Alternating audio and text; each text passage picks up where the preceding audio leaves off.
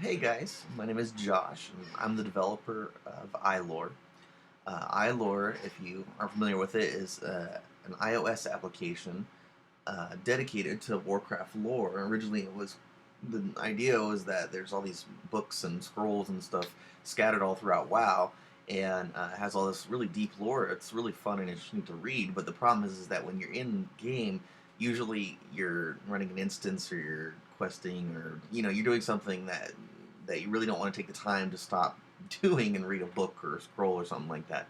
And so what I decided was to put basically all those books and scrolls and stuff that's in the game and just put them in an application that way you can just, if you're sitting on the bus or whatever, you can just pop it open and still experience some of the content that WoW has to offer without actually ever having to be in the game, which is kind of a cool idea.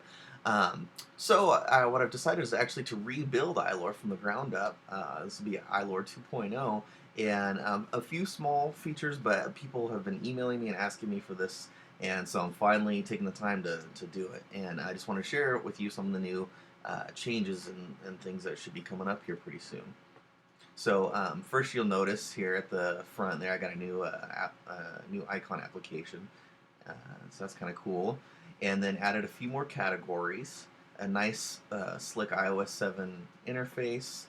And you'll notice here one of these cells is shaded out. And one of the things that people ask me a lot of time is because there's so much content, is that they would forget what they had read and what they hadn't read or whatever. So basically, what will happen is when you click on one of these, you'll notice that when you go back, it's now faded out. So that way, you've already read that one, and that can be handy, because there's a lot of content in this thing, and so sometimes you get lost and don't want to read over what you've already read. So, anyways, I created some nice new backgrounds to help with the Retina display. It looks really good. I like it. It came out pretty good.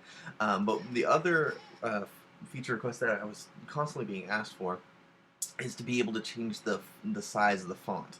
And so you'll see in the settings here, you can actually change the font size. So let's say you have really good eyesight and you just want to get as much on there as possible.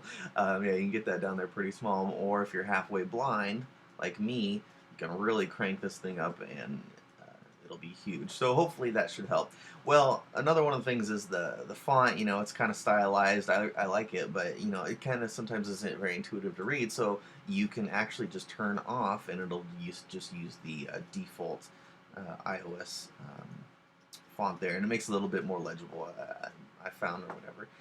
Also, if you have decided that you haven't finished reading that book and you want to actually remove that bookmark, you can just click here and it'll be as if you never read it. So that way, it kind of gives you some control over, if you accidentally pushed one but didn't get to finish reading it, you can just click that and it'll hopefully remind you in the future that you still want to read that one.